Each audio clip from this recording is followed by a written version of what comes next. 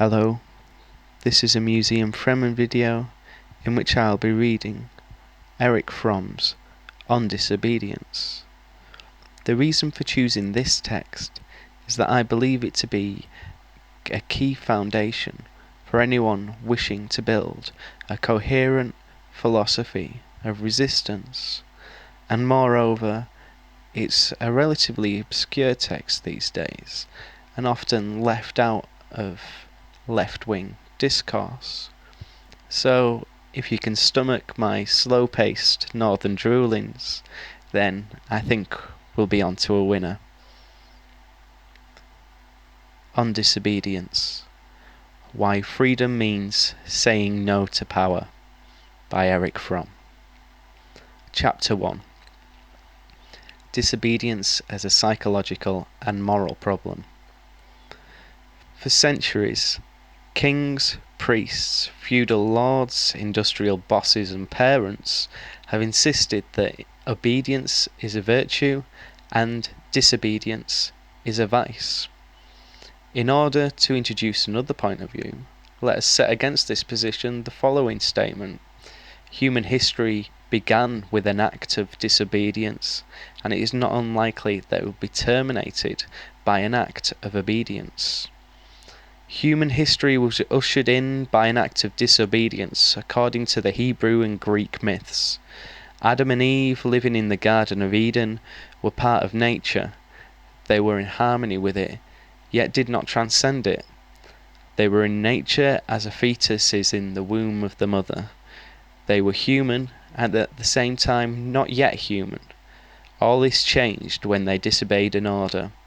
By breaking the ties with earth and mother, by cutting the umbilical cord, man emerged from a pre-human harmony and was able to take the first step into independence and freedom. The act of disobedience set Adam and Eve free and opened their eyes. They recognized each other as strangers, and the world outside them as strange and even hostile. Their act of disobedience broke the primary bond with nature and made them individuals. Original sin, far from corrupting man, set him free. It was the beginning of history. Man had to leave the Garden of Eden in order to learn to rely on his powers and to become fully human. The prophets, in their messianic concept, confirmed the idea that man had been right in disobeying, that he had not been corrupted by his sin, but freed from the fetters of pre-human harmony. For the prophets, history is the place where man becomes human. During its unfolding, he develops his powers of reason and of love until he creates a new harmony between himself, his fellow man, and nature. This new harmony is described as the end of days, that period of history in which there is peace between man and between man and nature. It is a new paradise created by man himself, and one which he alone could create because he was forced to leave the old paradise as a result of his disobedience. Just as the Hebrew myth of Adam and Eve, so the Greek myth of Prometheus sees all human civilization based on an act of disobedience. Prometheus is stealing. Just as the Hebrew myth of Adam and Eve, so the Greek myth of Prometheus sees all human civilization based on an act of disobedience. Prometheus, in stealing the fire from the gods, lays the foundation for the evolution of man. There would be no human history were it not for Prometheus's crime. He, like Adam and Eve, is punished for his disobedience, but he does not repent and ask for forgiveness. On the contrary, he proudly says, "I would rather be chained to this rock than be the obedient servant of the gods." Man has continued to evolve by acts of disobedience. Not only was his spiritual development possible only because there were men who dared to say no to the powers that be in the name of their conscience or their faith, but also his intellectual development was dependent on the capacity for being disobedient to authorities who tried to muzzle new thoughts, and to the authority of long-established opinions which declared a change to be nonsense. If the capacity for disobedience constituted the beginning of human history, obedience may very well, as I have said, cause the end of human history. I am not speaking symbolically or poetically. There is the possibility, or even the probability, that the human race will destroy civilization and even all life upon Earth within the next 5 to 10 years. There is no rationality or sense in it, but the fact is that, while we are all living in technically in the atom age, the majority of men, including most of those who are in power, still live emotionally in the Stone Age. That while our mathematics, astronomy, and the natural sciences are of the 20th century, most of our ideas about politics, the state, and society lag far behind the age of science. If mankind commits suicide, it will because people obey those who command them to push the deadly buttons, because they will obey the archaic passions of fear, hate, and greed, because they will obey obsolete cliches of state sovereignty and national honor. The Soviet leaders talk much about revolutions, and we in the free world talk much about freedom. Yet they and we discourage disobedience, in the Soviet Union explicitly and by force, and in the free world implicitly and by the more subtle methods of persuasion. But I do not mean to say that all disobedience is a virtue and that all obedience a vice. Such a view would ignore the dialectical relationship between obedience and disobedience. Whenever the principles which are obeyed and those which are disobeyed are irreconcilable, an act of obedience to one principle is necessarily an act of disobedience to its counterpart, and vice versa. Antigone is the classic example of this dichotomy. By obeying the inhuman laws of the state, Antigone necessarily would disobey the laws of humanity. By obeying the latter, she must disobey the former. All martyrs of religious faiths, of freedom, and of science have had to disobey those who wanted to muzzle them in order to obey their own consciences, the law of humanity and of reason. If a man can only obey and not disobey, he is a slave. If he can only disobey and not obey, he is a rebel, not a revolutionary. He acts out of anger, disappointment, resentment, yet not in the name of a conviction or principle. However, in order to prevent a confusion of terms, an important qualification must be made. Obedience to a person, institution, or power, heteronomous obedience, is submission. It implies the abdication of my autonomy and the acceptance of a foreign will or judgment in place of my own. Obedience to my own reason or convictions, autonomous obedience, is not an act of submission, but one of affirmation. My conviction and judgment, if authentically mine, are part of me. If I follow them rather than the judgment of others, I am being myself. Hence the word obey can be applied in a metaphorical sense and with a meaning which is fundamentally different from the one in the case of heteronomous obedience. But this distinction still needs two further qualifications, one with regard to the concept of conscience and the other with regard to the concept of authority. The word conscience is used to express two phenomena which are quite distinct from each other. One is the authoritarian conscience, which is the internalized voice of authority whom we are eager to please and afraid of displeasing. This authoritarian conscience is what most people experience when they obey their conscience. It is also the conscience which Freud speaks of and which he calls superego. This superego represents the internalized commands and prohibitions of father, accepted by the son out of fear. Different from the authoritarian conscience is the humanistic conscience. This is the voice present in every human being and independent from external sanctions and rewards. Humanistic conscience is based on the fact that, as human beings, we have an intuitive knowledge of what is human and inhuman, what are conductive of life and what is destructive of life. This conscience serves our functioning as human beings. It is the voice which calls us back to ourselves, to our humanity.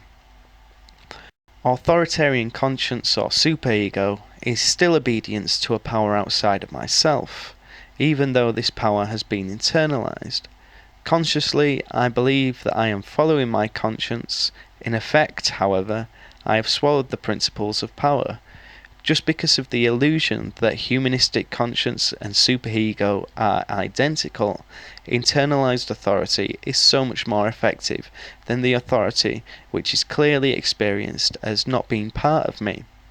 Obedience to the authoritarian conscience, like all obedience to outside thought and power, tends to debilitate humanistic conscience, the ability to be and to judge oneself. The statement, on the other hand, that obedience to another person is ipso facto submission, needs to be qualified by distinguishing irrational from rational authority. An example of rational authority is to be found in the relationship between student and teacher, one of irrational authority in the relationship between slave and master. Both relationships are based on the fact that the authority of the person in command is accepted. Dynamically, however, they are of a different nature. The interests of the teacher and the student, in the ideal case, lie in the same direction. The teacher is satisfied if he succeeds in furthering the students. If he has failed to do so, the failure is his and the students'. The slave owner, on the other hand, wants to exploit the slave as much as possible. The more he gets out of him, the more satisfied he is. At the same time, the slave tries to defend as best he can his claims for a minimum of happiness. The interests of slave and master are antagonistic, because what is advantageous to one is detrimental to the other. The superiority of the one over the other has a different function in each case. In the first, it is the condition for the furtherance of the person subjugated to the authority. In the second, it is the condition for his exploitation. Another distinction runs parallel to this. Rational authority is rational because the authority, whether it is held by a teacher or a captain of a ship giving orders in an emergency, acts in the name of reason which, being universal, I can accept without submitting. Irrational authority has to use force or suggestion, because no one would let himself be exploited if he were free to prevent it. Why is man so prone to obey, and why is it so difficult for him to disobey? As long as I am obedient to the power of the state, the church, or public opinion, I feel safe and protected. In fact, it makes little difference what power it is that I am obedient to. It is always an institution or men who use force in one form or another and who fraudulently claim omniscience and omnipotence. My obedience makes me part of the power I worship, and hence I feel strong. I can make no error since it decides for me. I cannot be alone because it watches over me. I cannot commit a sin because it does not let me do so. And even if I do sin, the punishment is the only way of returning to the almighty power. In order to disobey, one must have the courage to be alone, to err, and to sin. But courage is not enough. The capacity for courage depends on a person's state of development. Only if a person has emerged from mother's lap and father's commands, only if he has emerged as a fully developed individual and has thus acquired the capacity to think and feel for himself, only then can he have the courage to say no to power, to disobey. A person can become free through acts of disobedience by learning to say no to power. But not only is the capacity for disobedience the condition for freedom, freedom is also the condition for disobedience. If I am afraid of freedom, I cannot dare to say no. I cannot have the courage to be disobedient. Indeed, freedom and the capacity for disobedience are inseparable. Hence, any social, political, and religious system which proclaims freedom yet stamps out disobedience cannot speak the truth. There is another reason why it's so difficult to dare to disobey, to say no to power. During most of human history, disobedience has been identified with virtue and disobedience with sin. The reason is simple. Thus far, throughout most of history, a minority has ruled over the majority. This rule was made necessary by the fact that there was only enough of the good things of life for the few, and only the crumbs remained for the many. If the few wanted to enjoy the good things, and beyond that, to have the many serve them and work for them, one condition was necessary. The many had to learn obedience. To be sure, obedience can be established by sheer force, but this method has many disadvantages. It constitutes a constant threat that one day the many might have the means to overthrow the few by force. Furthermore, there are many kinds of work which cannot be done properly if nothing but fear is behind the obedience. Hence the obedience, which is only rooted in the fear of force, must be transformed into one rooted in man's heart. Man must want and even need to obey, instead of only fearing to disobey. If this is to be achieved, power must assume the qualities of the all-good, of the all-wise. It must become all-knowing. If this happens, power can proclaim that disobedience is a sin and obedience a virtue. And once this has been proclaimed, the many can accept obedience because it is good and detest disobedience because it is bad, rather than to detest themselves for being cowards. From Luther to the 19th century, one was concerned with the overt and explicit authorities. Luther, the Pope, the princes wanted to uphold it. The middle class, the workers, the philosophers tried to uproot it. The fight against authority in the state as well as in the family was often the very basis for the development of an independent and daring person. The fight against authority was inescapable from the intellectual mood which characterized the philosophers of the Enlightenment and the scientists. This critical mood was one of faith in reason and at the same time doubt in everything which is said or thought, inasmuch as it is based on tradition, superstition, custom, and power. The principles "dare to be wise" and "of all one must doubt" were characteristics of the attitude which permitted and furthered the capacity to say no. The case of Adolf Eichmann is symbolic in our situation and has significance far beyond the one which his accusers in the courtroom in Jerusalem were concerned with. Eichmann is a symbol of the organisation man, of the alienated bureaucrat for whom men, women and children have become numbers. He is a symbol of all of us. We can see ourselves in Eichmann, but the most frightening thing about him is that after the entire story was told in terms of his own admission, he was able, in perfect good faith, to plead his innocence. It is clear that if he were once more in the same situation, he would do it again, and so would we, and so do we. The organisation man has lost the capacity to disobey. He is not even aware of the fact that he obeys. At this point in history, the capacity to doubt, to criticise, and to disobey may be all that stands between the future for mankind and the end of civilization.